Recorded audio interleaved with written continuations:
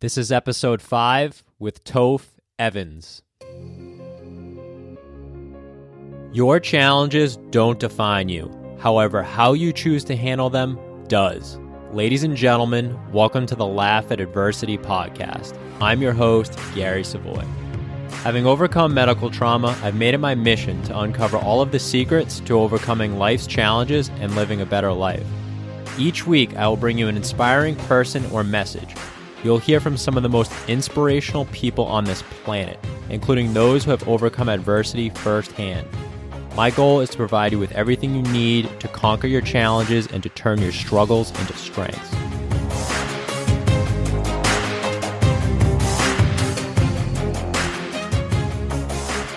Hey guys, I think you're going to really enjoy today's show.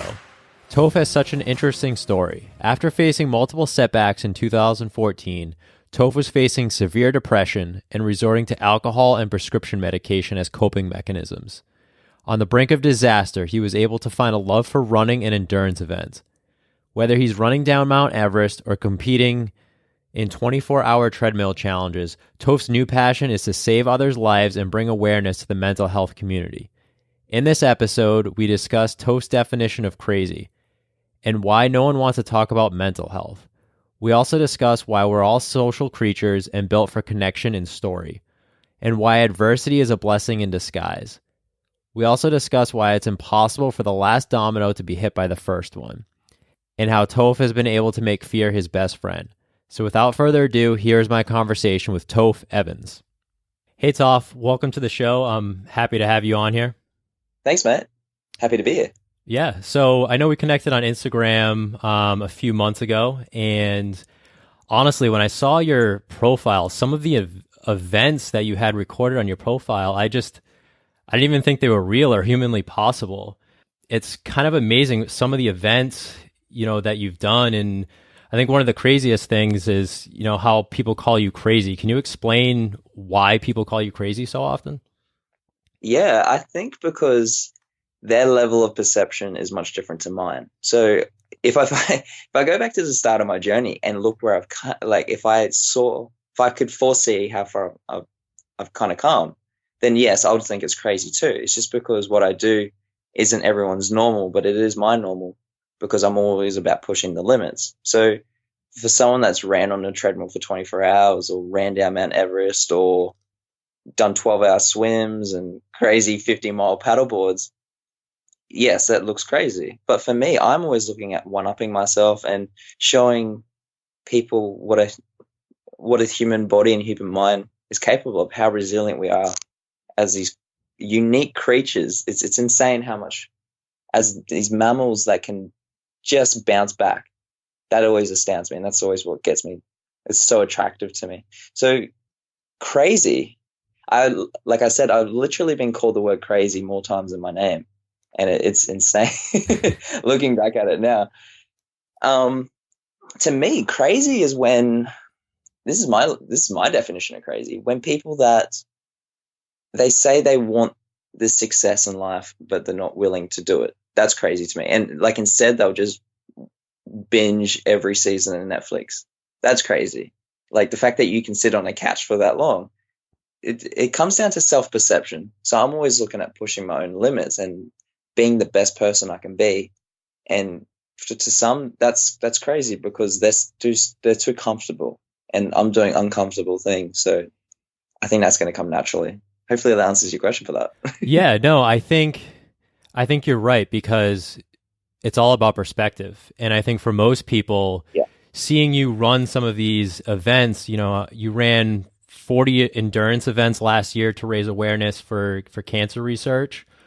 Awareness, and we raised, I think, just over 20,000. So that was pretty cool. That's amazing. And you've done 24-hour treadmills challenges, and you've done some crazy paddleboard challenges too, right? Yeah, I've done a few treadmill challenges.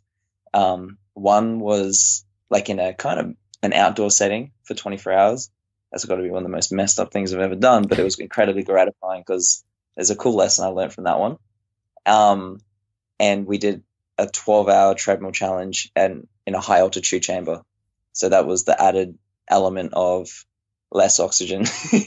All of these endurance events, and I know really big on resilience. What inspired you to take up these endurance events? Because these aren't, simple feats, and it's not something I think that the normal, everyday person would decide to take up. Yeah, totally, man. It comes back to my original story where back in 2014, I had gone through a bunch of setbacks in multiple facets of my life. We're talking about business, we're talking about relationships, and that's with both intimate relationships and with friendships. We're talking family. And then for me, that became too much. Like, I was never known as the guy at school that was depressed or anything like that. But for me, it became too much. And I didn't know how to handle it. And you know what, man? Like, looking back at the situations now, like where I've been, it's the situations weren't even that bad now that I look at it. Maybe I've just trained my mind to think like that now, but the negative rabbit hole I put myself in, I dug so deep, and I just went off the rails, and I just let my hair down too long, for way too long. And I went through this period of my life where I felt so alone, and no one could help me. I could only help myself. Like, I was getting to a stage where I would just inundate my body with hard drugs and alcohol, a lot of illicit substances, because there's a cognitive bias, simple pain avoidance tendency, where we depend on chemical dependency, and because the dopamine feels so good at first, but it actually going to cause a psychological effect. So I had self-harm, like banging my head and just hurting myself and cutting, and that was never fun, and it just felt good at the time. And then the other one was prescribed medication, and I was there are people with chemical imbalances that do need to take meds, but I didn't need to, because yes, it's designed to be a stabilizer, but for me, I just had to build the foundation back, and that's what I did. So I went through everything, man. Like, I went through suicidal tendencies. I tried to OD before, and it's such a scary moment, because you get to a point where you're like, I feel so worthless. What's the point anymore? So you just stop taking care of yourself. Mm. And that was the problem. Like, I was going through negative affirmations. I was Googling ways to kill myself, and like, I'm tearing up like crazy as I like type in how to Google that. And like, no one knew about this. No one actually knew about this for about a couple months ago, like any of this stuff. They knew I was going through a bit of a tough time. They know I was big on mental health, but they didn't know the actual emotions I was going through. And speaking about suicidal tendencies and that. And what happened from there, the fact that I could articulate what was going on kind of was a bit of a blessing, and starting to reach out, because I learned to be a little bit more vulnerable, and now I'm incredibly vulnerable. Like, for me to say that story, it takes a lot of courage to get to this point. And for me, Absolutely. I'm not really ashamed anymore. Like, for me, I've bounced back. So that's my comeback from there. And it gives permission to other people, and guys as well in particular. Nothing to disparage women. It's just because for guys, we have so much testosterone. So for a guy to open up, and I've had multiple guys open up, especially big, giant ones. And that's such a good feeling, because we always just hug it out at the end, and we're all here for each other, and to realize we're all in this together. No one's here to laugh or judge at anyone else's mistakes.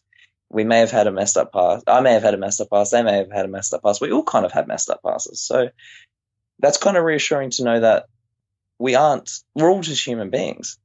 And the fact that I could articulate what was going on, I started researching why I wasn't happy.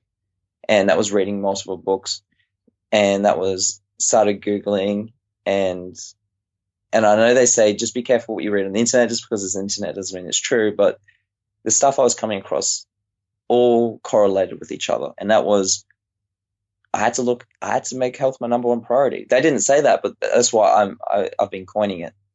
I like literally, and I didn't know about mental health. I just thought I was messed up in the head, to be honest. It turns out like mental health is such a big thing that no one wants to talk about it.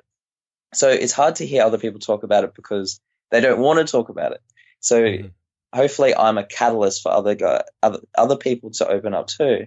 And I've had some really good responses over the last 3, 4 months in particular. But when I made my physical health number one priority, holistically, that fixed me mentally. That solved all the other problems. That solved all the business. Like when I talk business now, everything has vision and purpose, especially purpose, like altruism, like selflessness. And then my relationships with girls have been so much more stronger. There's no disrespect. There's a lot more empathy, and especially with friendships too. Like I'm not going to freak out. Like where there was feeling of betrayal, it's like my survival brain, or my primal brain, whatever you want to call it, or the reptilian brain, that's freaking out because back in the past with our ancestors, when you were in the tribe and you were to get ostracized, for some reason the tribe were to kick you out, you'd be so heartbroken because we are tribal creatures. We are built socially and neurobiologically for connection and story, that when someone that really means a lot to you, that you've been emotionally invested, were to kick you out, it's like as if there's a lion or tiger after about to eat you, because that's what happened back then. You got kicked out of the tribe. There might be a giant hawk about to eat me or trying to kill me. So nowadays, if you were to get betrayed by someone that means a lot to you, it's like there's a tiger after you, and it's just how it is. And when you realize that's what's going on, you're like, it's just my brain trying to retaliate, and it's just who we are as humans. So for me, when I focused on my health, a lot of amazing things happened. That the penny would drop, or people would actually explain to me what's going on, especially people in mental health experts and psychologists and anthropologists and these people that are experts in the brain and neurology and people, that when I focused on health, and for me as a guy, healthy always equaled sport. So I thought, okay, I got to take up a sport I enjoy, and that's how I fell into running. Like, funnily enough, I hated running at school, but I was at a point where I was so desperate to do something, or else I'm gonna neck myself and kill myself. Like you're immersed around that those people all the time. So I'm I'm sweating more and I'm pumping endorphins. Like, and for me, like my coping mechanism, some people like they couldn't sleep. And that was me at first, especially going through a lot of anxiety. But then I was going through a Hmm. point where all I wanted to do was sleep, because I would rather be unconscious than awake. Right. That's probably the depression part kicking in. That's actually, yeah, more depression than anxiety. Anxiety would be when I was awake. And Right. so I would be immersed around these like-minded people. And in the running community, it's very common to meet people who are running from their demons. It's a very ironic term, and that's actually the name of my keynote as well. When I speak, it's running from your demons, because people, it's not like a Forrest Gump kind of perspective, but we're all trying to get away from that adversity. That later on, you use that adversity to drive. That's what drives me to do these mental challenges. I always reflect back on my past, and not to delve too deep on any mistakes and any of the repercussions made from them, because you can't focus on the past like that. You are going to start to overthink. For me, it's just a quick calculation. Were all those tough times and all the stress I went through going to be harder than this 200 miler, or is it going to be tougher than this marathon or this half marathon? And it's like, of course they were going to be tougher, because I went through almost a year of this hell I could not get back. I'm so grateful for that time though, because it's taught me so much that it instantly puts me in the right mindset, and then I can always pass the event easily, because it's what's driving me. So I use my adversity as like my greatest tool. I never had a talent for running, but I'm able to like just keep going, and I always dedicate these runs or these events, and I do it with my best mate. We always dedicate it to a cause greater than ourselves, because you can't package gratitude. You literally cannot put a price on that.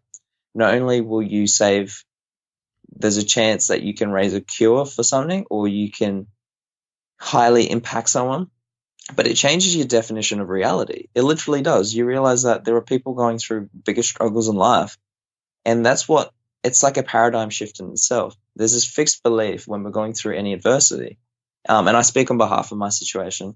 But a lot of people can resonate with this, that we think we're going through it worse than everyone else.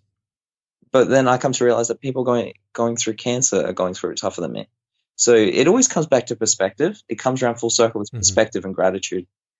And when, for example, I did about 3,000 kilometers, so about just under 2,000 miles for people with cancer research for people with cancer last year, because I'd lost family to cancer. That people go, that's crazy. You ran that much in 1 year. I was like, well, people going through cancer going through a much rigorous war than that. Like 2,000 miles is nothing compared to going through years of cancer and years of distraught and self-confidence, and just realizing that they may only have a couple more months or years to live. So running 2,000 miles is nothing in the grand scheme of things. And Right. what taught me so much about gratitude was this one light bulb moment, running on a treadmill for 24 hours. And like, originally my mate and I took up running because it was an escapism. It was my therapy. And then it got to a stage where I'd been the happiest and healthiest I've ever been. So I thought, why not just keep going? Let's just see. Why don't I just train for let's maybe just do a half marathon. And then I got my friend involved, and then I got him into running, and it's hilarious to see how much weight we've lost. I've lost 33 pounds, speaking, if we're going to talk imperial. Yeah, I saw your picture recently that you just posted. It's hilarious. Like, I'm like, wow, that's insane. Like, it may not look like much, but that's like carrying a suitcase, like on a plane. That's a lot of weight. Yeah, that's a lot of weight considering you're not a huge guy either, so. That's it. Like, I've like leaned up like crazy, because that's what running does. It just like, it really strips the fat off you, because you just like, I've burnt 20,000 calories. Yeah, like one time I ran a 100-miler in the forest, and there was so much vert that I lost about 20,000 calories in that event. And that's like, I don't know, that's like a whole week of eating. So my metabolism is constantly running, like it's constantly feeding off just as food. So I'm always hungry. And like, we will get into a stage where we wanted to help others. And that's how we came to cancer research.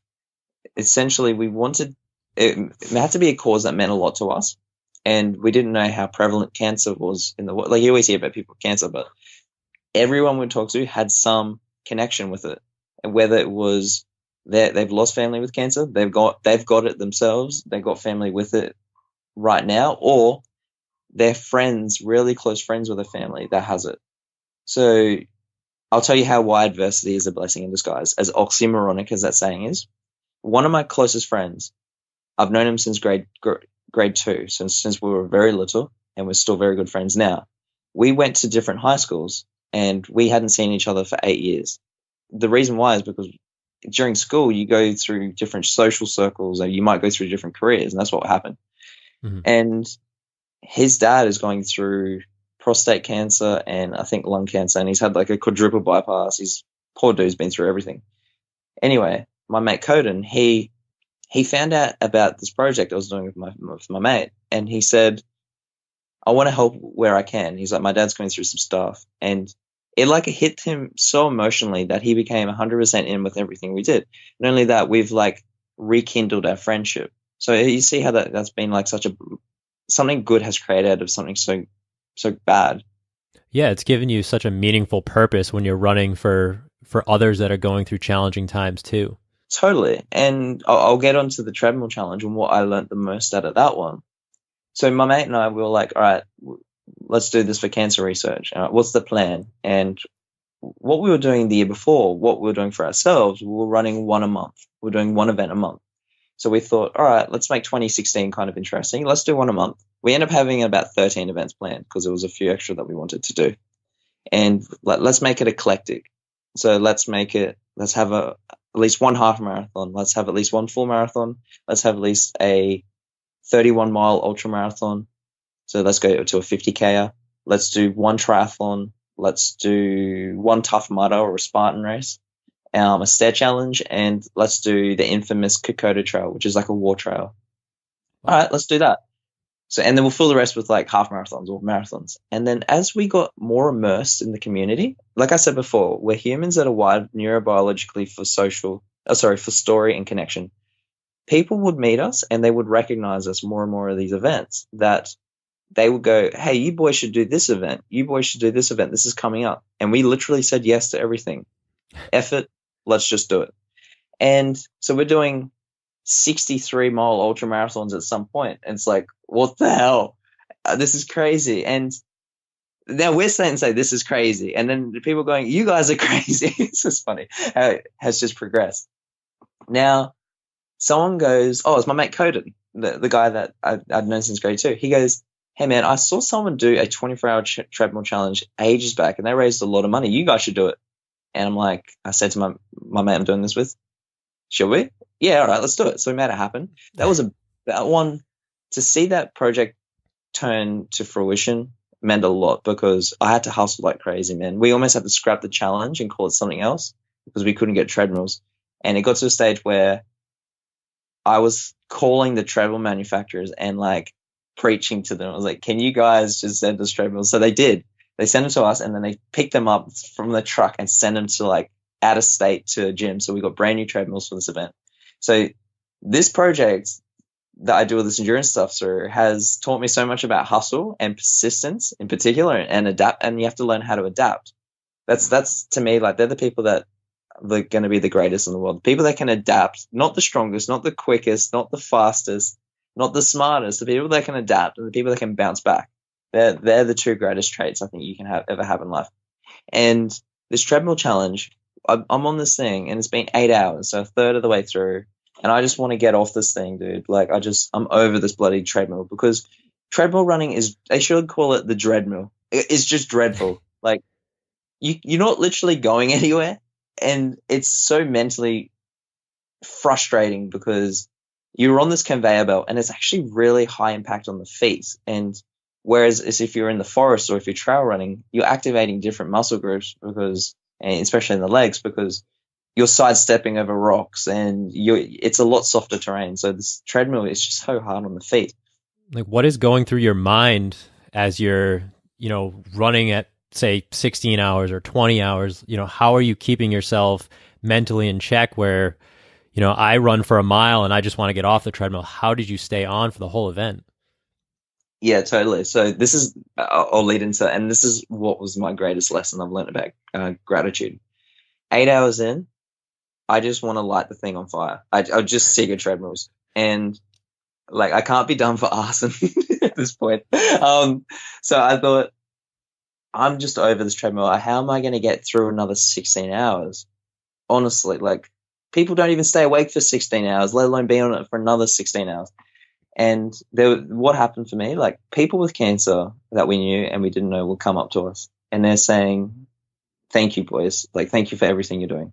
It's just so thankful. Like, we got a lot of press coverage behind that, so that was kind of cool. But the fact that these people were looking up to my mate and I as these people who, just as hope, like, they didn't ask for anything, and they were just so grateful, and we didn't expect anything in return. We literally just did it because we wanted to help people, and we thought, why don't we just donate, give the money and the awareness to other people? We're only doing this to stay fit. And I was so mentally inept that it just made me mentally adept. I didn't know anything about mental health, like I said before, but it's made me so much more stronger that I'm an advocate and a spokesperson on mental health. But when those people that came up in those remarks, they said, that's what kept me going. I was so grateful for all the shit I'd gone through years ago, all the depression, all the anxiety, all the turmoil I went through, to be running for other people, to give them hope and to raise money for a cure. That, like, you cannot package that. So that's what did it for me. That's what kept me going for the final 24 hours. That's what taught me the power of purpose. Like, when you're going through any of these challenges, like running down Mount Everest, or there was one event we did recently. It was like a World War I commemoration, and it was like a homage to any of the youth military today. Whether you're in America or in Australia, like, I've got American friends that are amputees that were ex-Marine Corps and veterans.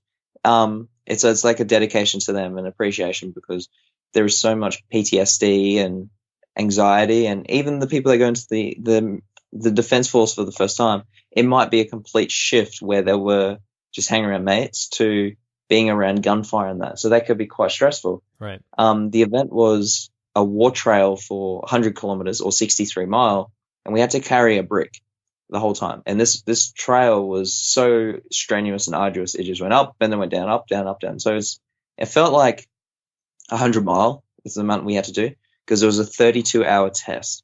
So we had to all stay as a team. As much as my mate wanted to run it in half the time, less than half the time, we couldn't because it was more of a team building exercise. There was about 40 people. No, there was hundreds of people. We were in it to do the whole entire distance, or you could do it as a relay. And about 3 a.m, we're on our feet for 21 hours. It was torrential. There was torrential downpour, and it was getting so cold that you just want to be in bed. And if anything, I was more sleep deprived, if anything. Like my legs can handle it, but I didn't have much sleep the night before. And I'm like, I just want to stop and get in the van and pull out. And this is where you see, this point in time, this is where you see how resilient people are. There was 40 of us that started the full distance. Only 5 of us finished. So my mate and I finished. And there was hundreds of people there because they're in it for the relay, a lot of youth kids, high schools and teams and that. But the people that started, they weren't mentally strong enough because they're just thinking about just going into the bed or they just want to quit. But perspective, we're doing this for World War One and people in the military.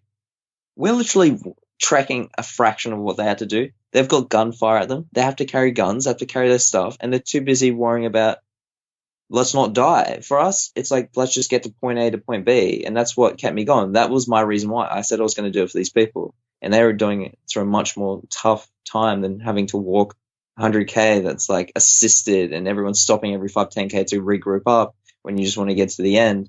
So it was more being on the feet for that long and just handling the sleep deprivation. So that taught me so much, going back to your reason why. So if you're ever going through a tough day or you're going through a bit of a stressful period, just go back to, why did I take up this? Or why there was a reason, like that feeling why I wanted that feeling of accomplishment. Or maybe it's going to your overall purpose, your legacy. Hey, I said I was going to do this, and this is what I want to be remembered for. It keeps you grounded during the tough days. Now, when I say grounded, it puts you back on Earth because your mind wanders into space. Like if we use this planetary analogy, it puts you back on Earth, makes you a human being again to realize, okay, yes, stress is there, but I'm going to push through this and it's going to make this comeback sound so much more greater. It amazes me because you talk about your purpose, but I can just imagine, all of the blisters and the sleep deprivation, and somehow you're still building resilience. And I'm assuming, all the resilience that you have now, it wasn't built overnight. So for people that are just trying to, create better habits or get into a rhythm, how can you start creating that resilience that you have? Yeah, perfect, man. That's a very interesting, awesome question. It comes down to incremental building. For me, I never thought I'd be my mate and I are going to Scotland to run 214 miles. The only 2 to represent Australia. That's such a big event. That's and we amazing. never thought we'd never thought, in kilometers, that's 345K. It's going to be insane. And it's single stage, meaning you've got staged events. Like there's a lot of desert runs. And I'd love to do the desert runs, but they're staged. So you can only run maybe a marathon that day. And then they plan it for sleep for, 8 hours. And then you run maybe another marathon each day. And it's quite systematized. Whereas in a single stage race, you start at this time, you got to be at the finish within this time. So it's more of that's like true endurance to me, because you can either sleep whenever you want or you can push through and finish whenever you want. So to get to that point, though, we started small, like this massive set of dominoes. The last domino will not get hit from the first one. There's not enough leverage. It's physically impossible due to physics. Mm-hmm. But you start small and then you'll knock that last one off before you even realize. And that's the thing with gratitude. It's like with any character trait, with any habit, you start really small. So you have that feeling of victory, that feeling of a win, that you can actually do it. So for example, I like to do something scary every day just to rewire my neural pathways so that fear is my best friend. For example, I'll have a cold shower every day, and I like to do it first thing in the morning if I can, or train first thing in the morning just so it's out of the way, and that makes my day easier. So I can, I've just literally done the toughest thing I could have done that day, or that at that point. So if I'm having a cold shower, I'm not going to have a cold shower straight away. What I do is I have a hot shower and wash my body. It's easier to wash your body with hot water first. And then when I'm about to get out, put it on cold. So turn the hot water off and blast on cold. But I'll just have a 5-second cold shower at this point, and then I'll turn it off. Then the next day, I will build up to 10 seconds, and then 15 seconds, or maybe I'll do up a second, or I might do 6 seconds, and then 7 seconds, 8 seconds. You start small. You have to start somewhere. It's like going to the gym. What you're doing is you're building an evolutionary stable strategy, an ESS. It's when you negotiate with your body. So we go Arnold Schwarzenegger, a big hero of mine. He got to a point when he was training for Mr. Olympia, he was not doing 6 hours a day when he started. He was able to do 6 hours a day, and he loved it because he enjoyed the process, and he understood that you have to build a foundation. There's a saying that a fence that builds quick will fall down quick, but a fence that's built up nice and slow will stay up. So you need to build that foundation or else the house will crumble.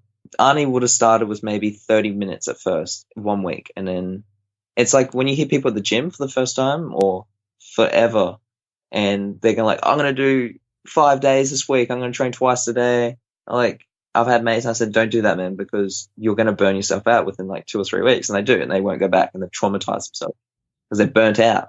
Right. And so that's what happens with the New Year's resolutions. Totally. Go in there and try to attack it real quick. Yeah. And New Year's resolutions are funny because if anything, why do you have to do it on January 1st? Why can't you do it because today's the youngest day you'll ever be, really, because you can't go backwards in time. Absolutely. So why can't you act on it now? So people are too fixated on, they've got the success in mind, which is fine, but you need to do stuff today. You need to have immediate action. So what happens is you're building habit in growth, in this growth mindset, as opposed to a fixed mindset.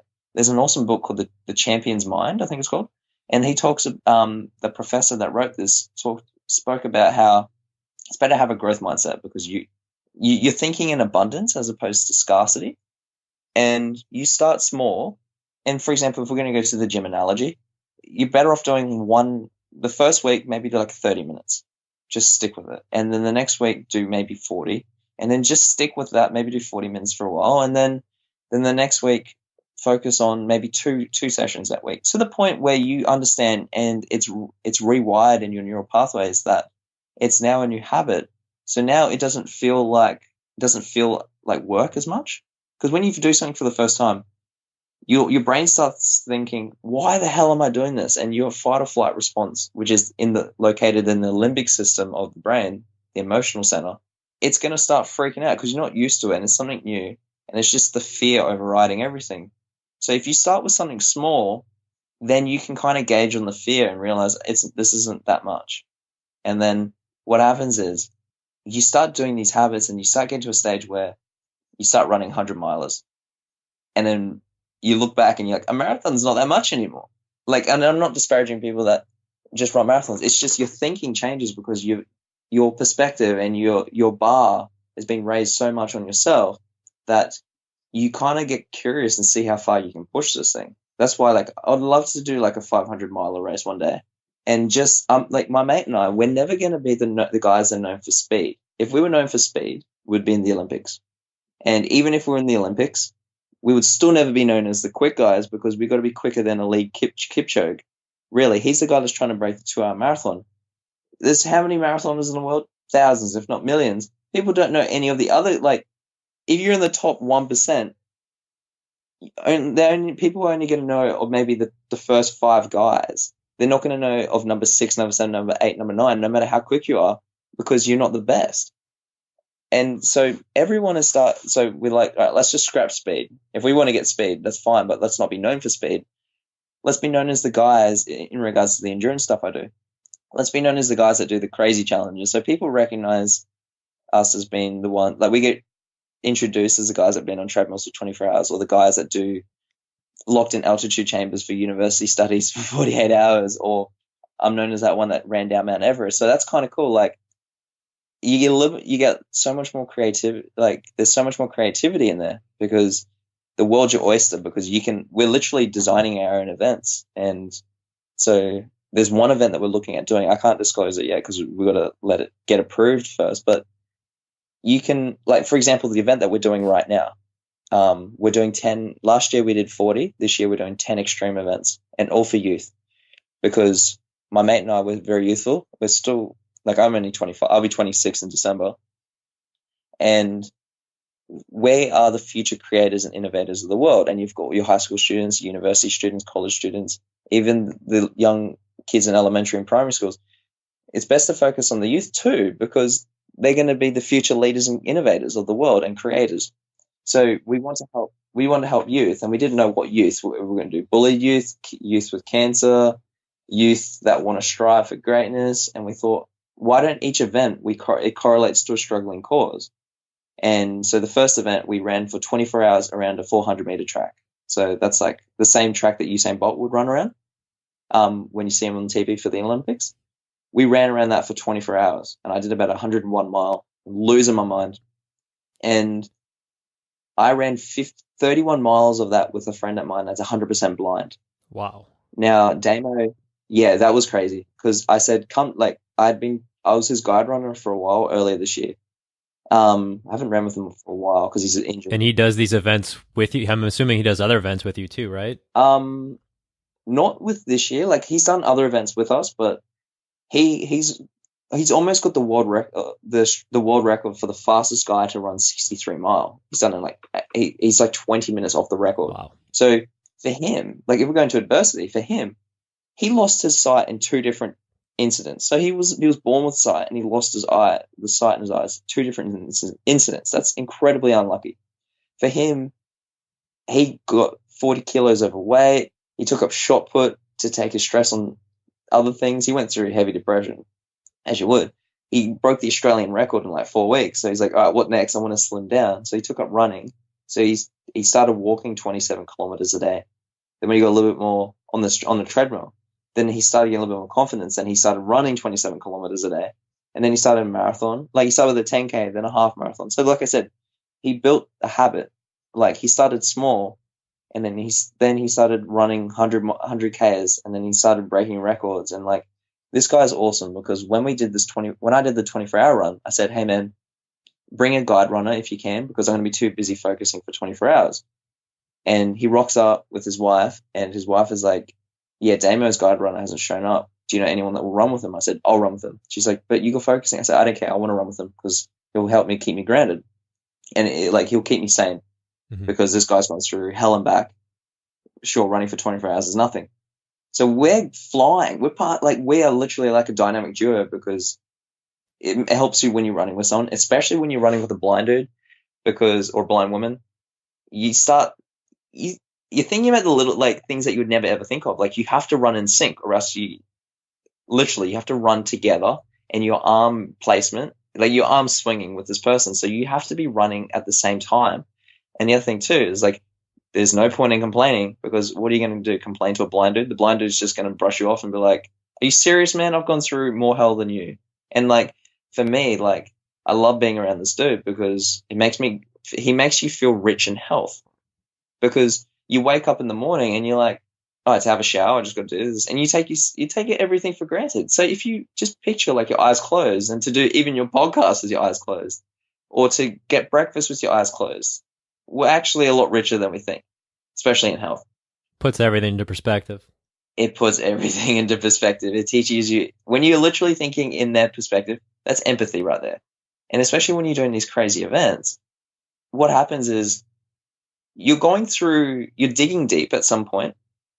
And I don't know if you've ever done like a marathon or half marathon or anything like that, but when you're digging deep, you're the most honest with yourself, because you just want to get out and get to the finish line. And that's life too. Life is like an ultramarathon. You find, next thing you know, you're in a ditch, mentally.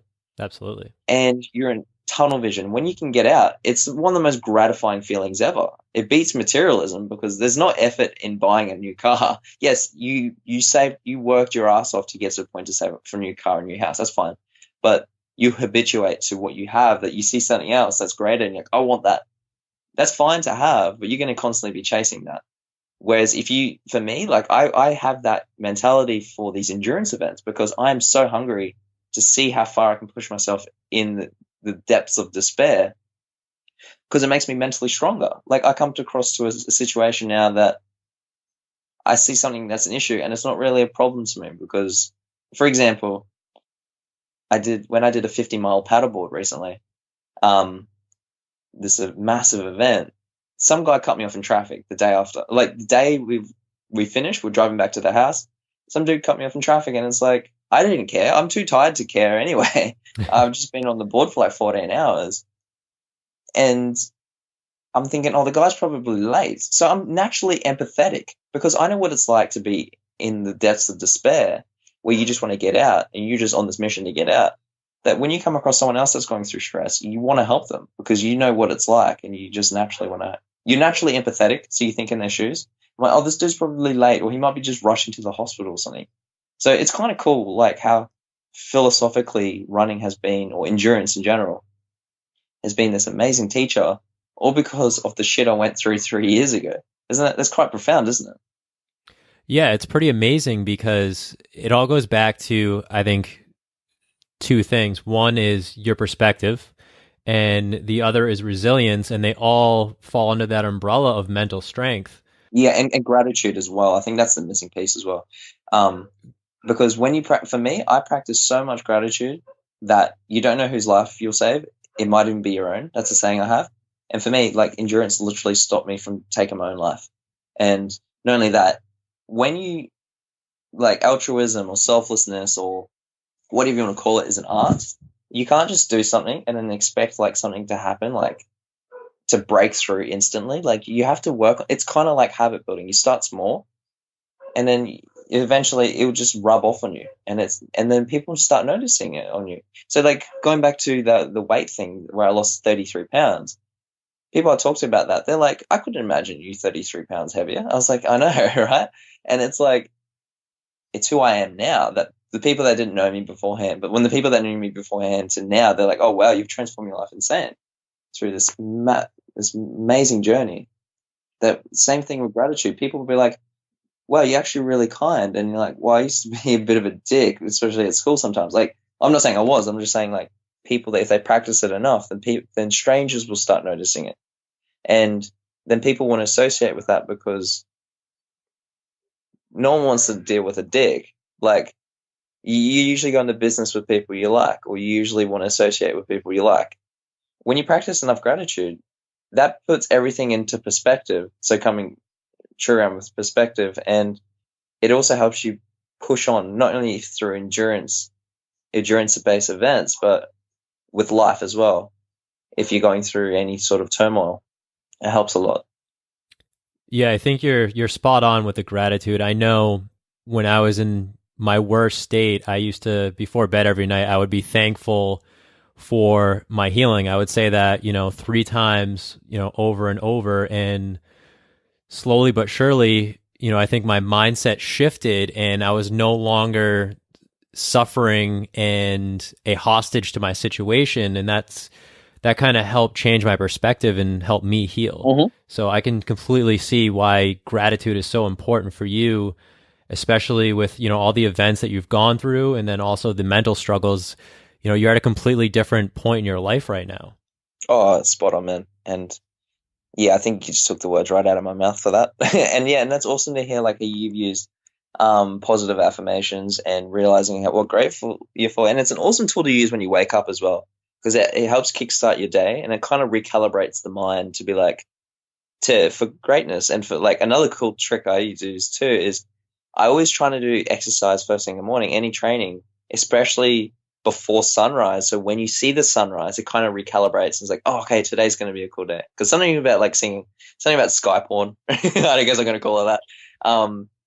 You see all these amazing colors because of the nitrogen and just, I know what that causes the aurora borealis is, but like when you see an awesome sunrise, it's like, this is an awesome day. So especially when you start your gratitude, even if you do it on the drive to wherever you're going, it makes you thankful. It makes you really, even for all the losses, any of the losses that you would have, like any business deals that didn't go to plan, because it teaches you that everything's just feedback. So when you have this comeback and comebacks, you can have more than one comeback, that it really does help the journey. It's like, so NFL is massive in Australia, believe it or not. Like I love watching American football. I don't get to watch the college football as much because it's not really shown here, but especially the Super Bowl. Like I always watch the Super Bowl. I love it. And I actually probably love American football, and I'm a big NBA guy. if anything. I just love that your sports over there. But do you remember last year where the Patriots versus the Falcons? And did you watch that game? Yeah, it's funny. So I'm a huge Patriots fan, and that was also on my birthday. Oh, awesome. So it was amazing, amazing comeback. Like I remember I was looking at the score. I was like, okay, the Hawks have won it. Like Matt Ryan's literally had an amazing year. Tom Brady just comes back. How much awesome is that story as opposed to his first Super Bowl? Like his first Super Bowl would have been amazing because it's his first ever, and like that's every kid's dream if you're a footballer. Now, the fact that this one, like, no one, like, what are the odds of them coming back to win that? That would have been like, I don't know, so minuscule. And the fact that they come back, that's resilience at its finest. That's what makes the greatest stories. It's like the Golden State Warriors versus Cleveland, the one when Cleveland won because they were down three Three nothing. nothing. Yeah. Yeah, and then they come back, and like everyone always gives Oklahoma shit because they're like, "Oh, you're down 3-1, whatever." Like everyone remembers that because the comeback, it's a comeback. Everyone always remembers the comeback stories better than everything else. And when you can apply that to your own life, you're like, yes, I'm going through a bit of turmoil, a bit of shit right now. The comeback is what's going to make it great, and then it kind of gets you excited and makes you hungry. And Yeah, I think the comeback is stronger than the setback, and especially mm, in those two cases. And I think, with your story of dealing with so many mental struggles, and I mean, look where you are right now. And I do want to ask you, what is the scariest moment out of all of these events that you've been in? the scariest moment. Oh, that's a tough one. Oh yes, I remember it. When we did this 24-hour when I did, so it wasn't when I was at Everest. So this is what some people may think would have been the scariest.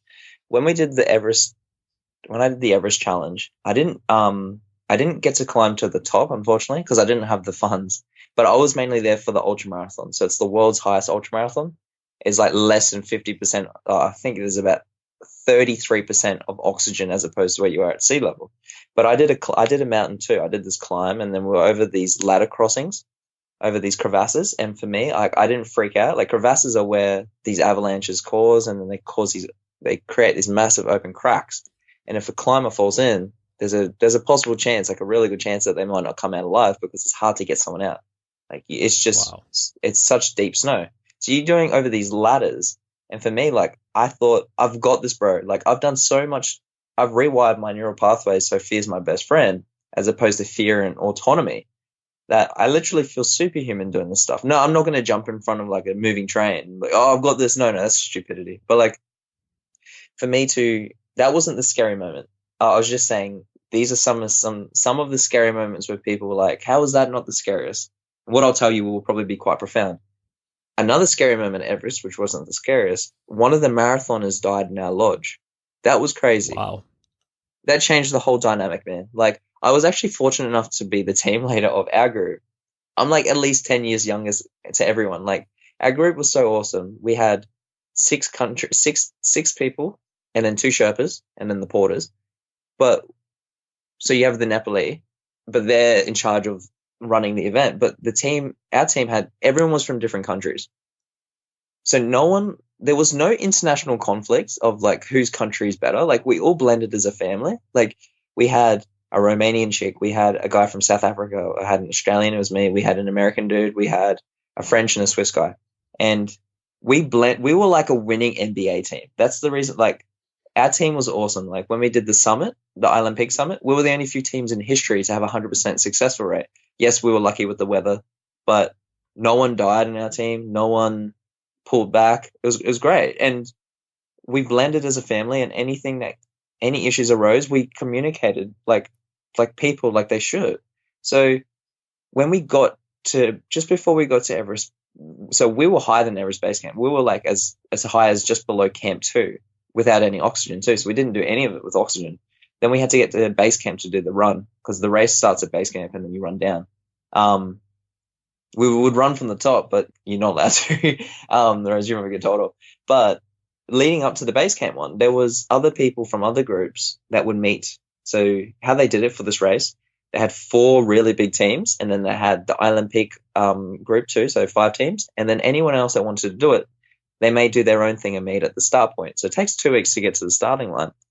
This chick, she kind of rushed it because you don't mess with altitude, she'll kill you, and that's what happened with this girl. Like, but the thing was hard to diagnose this girl because she was known as a mountain runner. She was known for running up and down mountains with high altitude, but Everest is a different one. It's hard unless you're Killian Jornet, who recently just ran up it twice.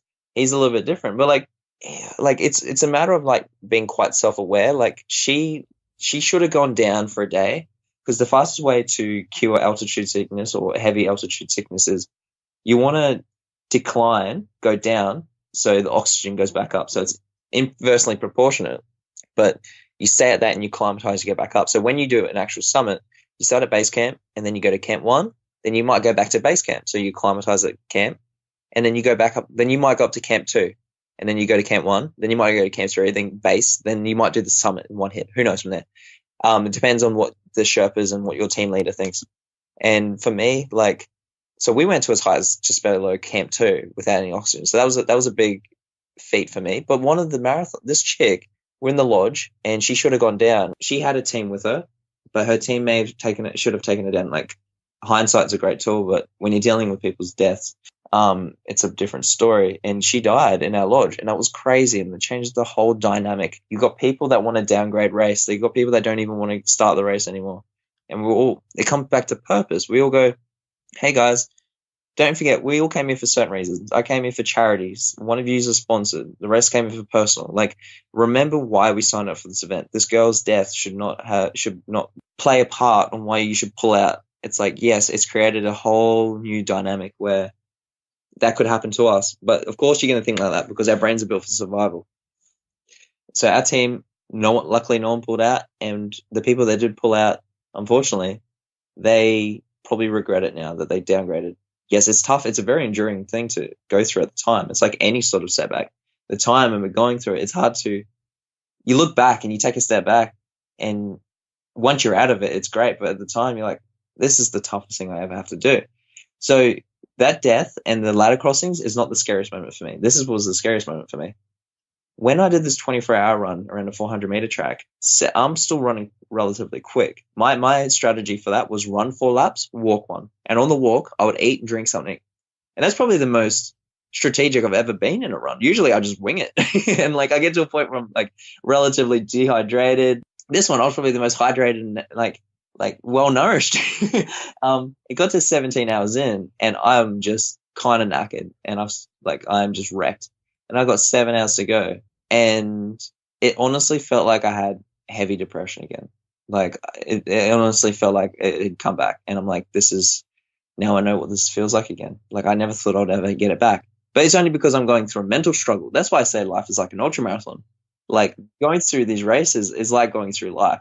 So it triggered off like an implicit memory where going through those really scary times. Now I can go back to those scary times and be like, what now? It's like, instead of why me, it's like try me. Right. So for that was probably one of the scariest moments. I literally felt like I had depression again. And I probably was, because it was such a depressing moment to be running around in circles. Like I did 405 laps around that thing. It's incredibly monotonous and your mind you start losing it. And for me, the reason why we did that event is we did it for a family that lost their dad. So a guy that was well known in the running community, his name was Craig Percival.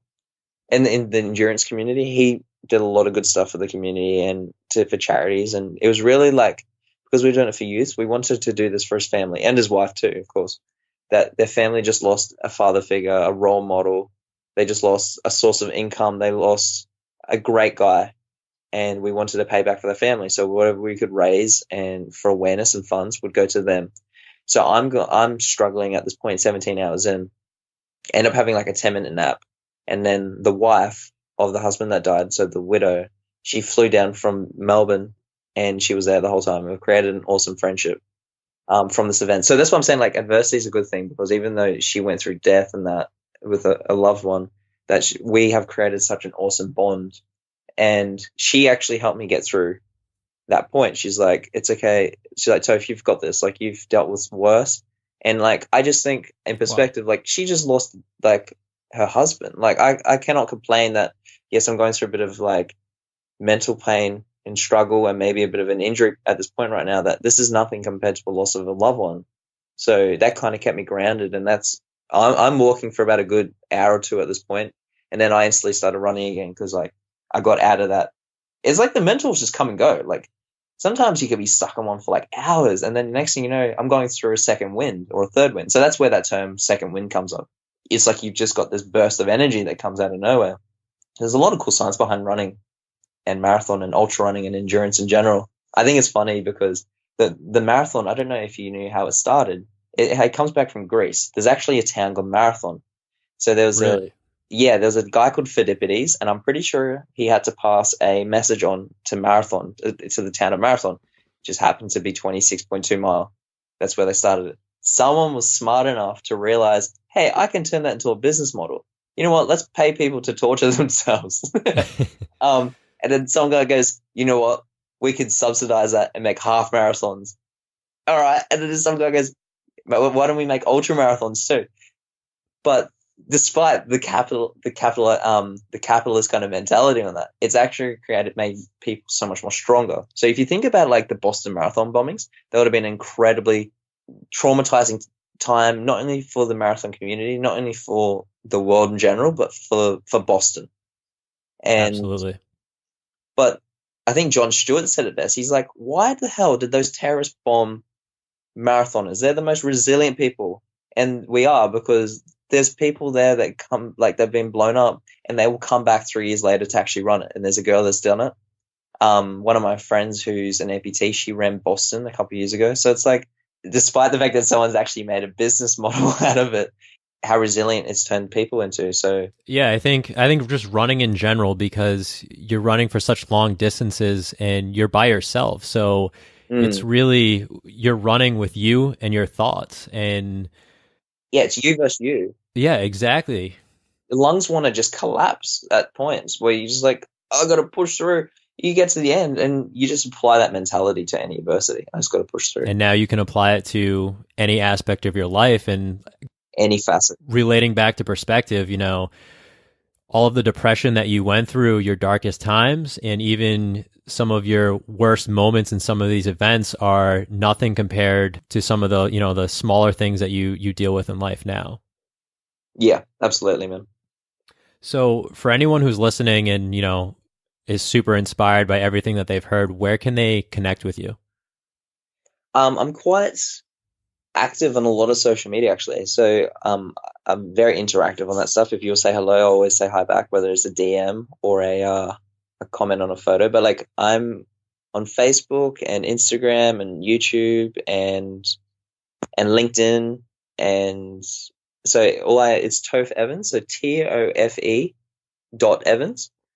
And even Anchor. So if you want to chat on through Anchor or even Medium, we're writing. I'm also, if you want to know more about my story in greater detail, it's tofe-evans.com, and it's got everything from if people want to reach out and have me as a speaker at their event, or if you want to see the new book I'm about to publish, everything from my bio to how we can collaborate. So I'm a person who loves people. Like I'm such a social creature, especially at school. I was a bit of a social butterfly. I was always like that guy that could be friends with anyone. And it's helped me a lot because, not to boast that I can just make friends, but like I love human dynamics and I love human behavior. I love the why people do certain things. When there's 7.5, we're almost at 8 billion people in this world, you realize that not one person thinks the same. Literally, not even twins think the same. And you probably noticed on Instagram and on stories, you can do these Instagram polls. Have you noticed that? Yeah. And I'll give you a really good example why not all twins think the same. So they may be inseparable and identical, but they don't think the same to an extent. So, for example, I put up a photo the other day, in my Instagram story, and I weighed 66.6 kilograms. And I put a poll, and I took a photo, and I wrote 666, and one of them was lean, or the other one was half devil. It was just a bit of a joke. And one of the twins wrote lean, and the other one picked half devil. I was like, that proves my point right there.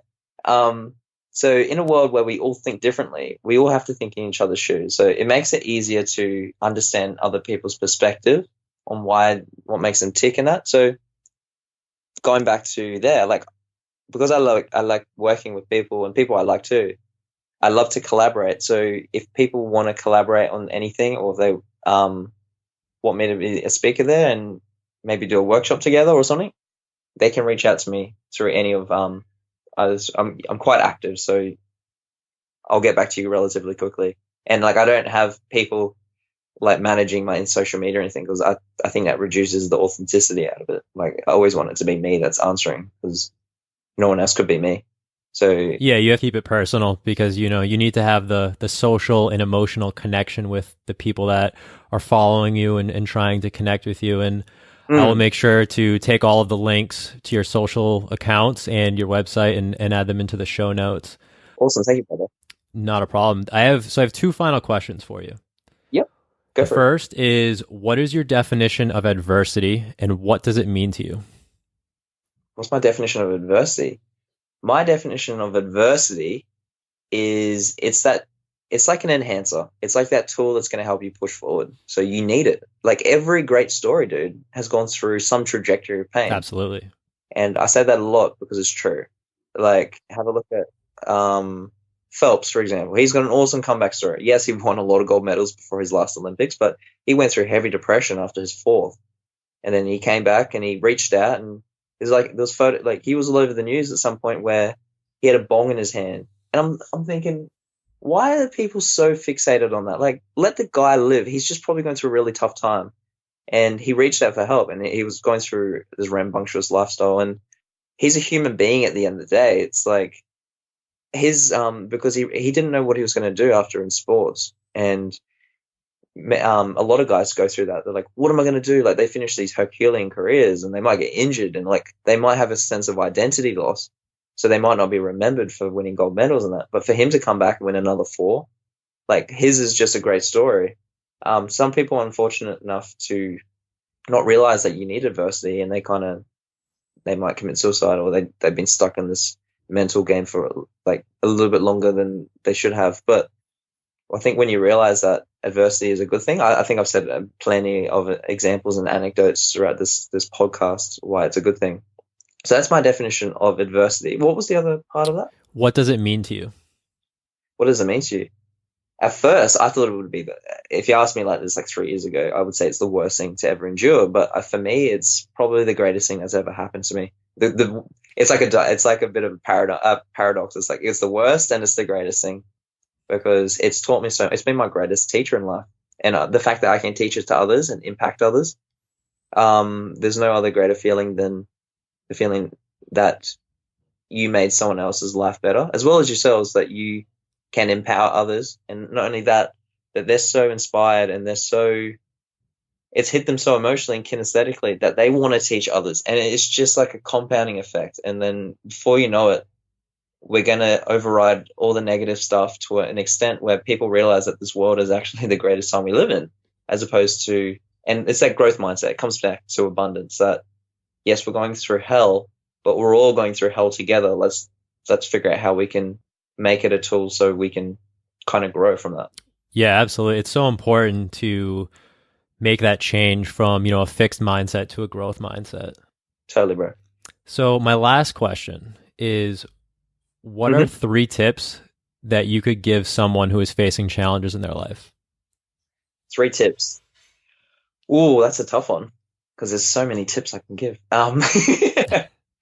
First one is to really embrace the adversity. So realize what you're going through, and that's going to help your emotional intelligence, as opposed to, well, you don't want to react. You don't want to be reactive. You want to be proactive. So you understand what's going on and don't flip out straight away, and realize that this is all going to be part of the comeback story. So I think I got this from Ronda Rousey. Unfortunately, she doesn't take a loss as well as she takes her wins. But in her book, My Fight, Your Fight, awesome biography. I highly recommend this biography, because like, her dad committed suicide when she was 8. She's gone through a lot of shit. One of the lowest points in her life was she just finished what Olympics was it? It might have been Athens. It might have been the one before Athens, maybe. No, it might have been Athens. And she quit judo. She only got a bronze, and she wanted to take in UFC and MMA, sorry. And she was living in her car and she's journaling, and she said, "This is the worst time of my life, but it's just going to make my book so much cooler." So that's always stuck with me. That's why the comeback's so much more better, because you think of like, let's go to the Super Bowl, that last Super Bowl, as well as being Tom Brady or Julian Edelman or any of the Patriots players. You think of the crowd, like you guys would have been like, I know how patriotic, hence why you guys are known as the Patriots, but like how patriotic your team can be, like any sports actually. And it's almost like a religion, Yeah. especially in English football. Like I've been to Premier League stuff, and it's like, holy shit. It's like you understand the hooliganism because it is treated more than a religion over there, and especially in American sports where everyone's like, you got people so like crying almost because they're so emotionally invested in this stuff. It's insane. And it's like you don't ever want to see. You just want to have your eyes closed, and you just hope everyone makes catches and not fumble and anything. That it makes it so much more cooler when you finish. When you can. So that comeback has been the greatest comeback ever. So people always going to remember that. So that's the first tip. Just embrace the adversity because it makes the comeback so much more cooler. The other thing is you need to be in the right mindset. So obviously positive affirmations and that. But the thing is, you need to build habits in the right things. Like the mind is an attic, so you can only hold so much. The first thing is like when we need to be a little bit more vulnerable in that side of things. And the reason is because we hold on to too much that's irrelevant. And that's the reason why it starts to compound in such a terrifying way that when I carried that brick for 32 hours that I mentioned for the World War One event, it was like a brick when it had like a fallen soldier's name engraved on it because they're building something with the bricks for the 100-year anniversary for next year. It's kind of cool. Powerful. Yeah, the brick weighs about 2 pounds. And the reason why I'm speaking imperial, so it makes it easy for your listeners to understand. So me speaking in kilos and meters and that, it weighs about 2 pounds. Thank you for converting it. Yeah, I understand. Over 32 hours, that brick weighs about 2 tons, and it still weighs 2 pounds. That's the profound thing. People do that with their thoughts. So it's nothing at first, and then they just keep thinking about it, then they overthink. Then it starts compounding that the thought feels like 2 tons. Thing is, you just want to let it out. If you're in for guys, like we get called a pussy, for example, if we don't drink beer, or if you get called a girl if you're going to cry. What happens is if you need to cry, I highly recommend you cry and get it out of your system as early as possible. If you've got something on your chest, just talk about it. Because as humans, when we think negative, we go through the spiral where we think worst case scenario because it's our brain retaliating and telling you, no, we need to fight back, man. It's fight or flight going off. So what happens is when we can get those thoughts out of our mind, this is like a 2-part answer for number 2. I'm just giving you some context leading into it, that when you get those off your chest, you can actually you have so much more clarity and you can think better and you're just on a roll. So now you've got more space in the mind to implement that energy elsewhere. So this is when you start focusing on good habits. So you realize how well you're progressing and you want to see how far you can go. So you start small, and it's the incremental change what I was talking about before. So I guess the answer for that one is being vulnerable and focusing on incremental change in a good habit. And the last one is practice as much gratitude as possible. Be as kind, practice altruism. Instead of going, if you're looking for a job, instead of going, who's hiring, just go, how can I help you? No, really, because people will see you as an asset and irreplaceable, that they want you on their team. Not only that, it will change your definition of reality. And if you practice it enough, you don't know whose life you'll save. You might even save your own. So I'll just finish it on those 3. Right. Yeah. And I think all 3 of those definitely help cultivate that positive and strong mindset too, that you were definitely preaching. Yeah, it comes back to practical. That's what I teach. I teach practical resilience because I'm not going to teach someone how to run. I've learned that not everyone wants to learn how to run 100K. That actually attracts them. And like, how do I put that in perspective? It's like saying probably more people would rather watch something on VHS. I don't know. I'm trying to think, than want to know how to run a 100-miler or something. Like I can teach that, but I'm not. You know what, man? I'm not here to teach people how to have the 6-pack body. I'm teaching how do people have the 6-pack mind. That's powerful. Yeah, so you're mentally unbreakable for these crises in life, whether it is during an endurance event or whether it is during life in general, because we will come across a point in our life where we will lose a friend through either betrayal, or if we accidentally betray them, or when we don't even mean to, or whether as something extreme as that to something extreme as a loss of family member or a friend, or like as death or loss of job. You got to be able to hold yourself together during these points, and you got to learn how to adapt and learn on the fly. So the three things I taught are in each strong points and the three pillars I teach to give you practical resilience, because it comes around full circle. The gratitude comes back to adversity, and it comes back to, I guess, the convergence there would be perspective. Not as much, it is empathy, because empathy subsequently is perspective, but it's more perspective in that. So it comes around full circle, actually. Yeah, that's such a good answer. I just want to acknowledge you for everything that you do, whether it's these crazy events where you're supporting, multiple charities, or just raising the awareness for mental health issues. I just think you're an incredible human being and making such an impact. And I just want to, thank you for this interview and thank you for your time.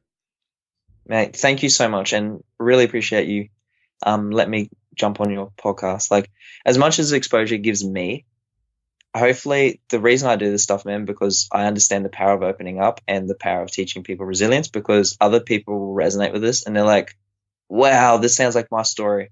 And then they don't feel ashamed about their past. That's what I'm literally having goosebumps talking about this stuff, because everyone has their own unique story. And I will, if anyone wants to reach out to me and tell me their story, I'll be honored. And I won't judge you. I won't disparage you. I won't belittle you, because I know what it feels like to hit rock bottom and feel worthless. So hopefully someone will get some value out of this. Yeah, I think absolutely. And especially it comes back to the vulnerability. And, the fact that you're able to share your story and your vulnerabilities, it helps somebody else, whether it's going to save their life, someone who might, they might be going through a tough time right now. And it not only helps them change their perspective and, maybe build some of their mental strength, but also it teaches them that it's okay to be vulnerable. Absolutely. If anything, you should probably embrace it. It's okay to be different. If anything, it's better to be different, because you have to embrace you. And what happens is when you start suppressing emotions, you're not being a human being anymore. Not like saying you're a robot, but you're not undergoing all those emotions we should be. It's okay to cry, because we're humans. Some people are a little bit more emotional than others. That's totally fine. I'm emotionally driven. Not like I throw tantrums and that. I'm so heart driven with a lot of stuff that I tend to be irrational at times. Hence why I do these crazy challenges, but I'm just trying to prove a point and just to see how far I can push myself. So it's okay to be different. It comes down to where there's self-awareness, and Gary Vaynerchuk always talks about this stuff. That is incredibly important, because you get to know yourself and know your strengths in that, and then you just outsource all the weaknesses. And the other thing is self-acceptance. So self-awareness and self-acceptance, just being the person you are and embracing that. Yeah, it really comes down to just being yourself. And I think that's something you learn over time. Once you learn how to deal, with the adversity, and you learn to embrace it, and you learn to become vulnerable, at the end, the final result is basically you become yourself, and you're comfortable in your own skin. You're comfortable, being you. Absolutely, man. But I just want to thank you for, this interview and everything that you're doing. And I wish you the best, going forward with all of your events and the people that you keep inspiring. Thank you, brother. That means a lot. If you guys are trying to connect with Tofe, make sure you head over to the show notes at laughatadversity.com/5. Also, if you enjoyed today's show, then make sure you head over to iTunes and subscribe. And if you want to do your part in creating a lasting impact and helping others, then please go to iTunes and leave a review. That's the easiest way for this show to appear to help others and help change their lives. Remember, together we can do more.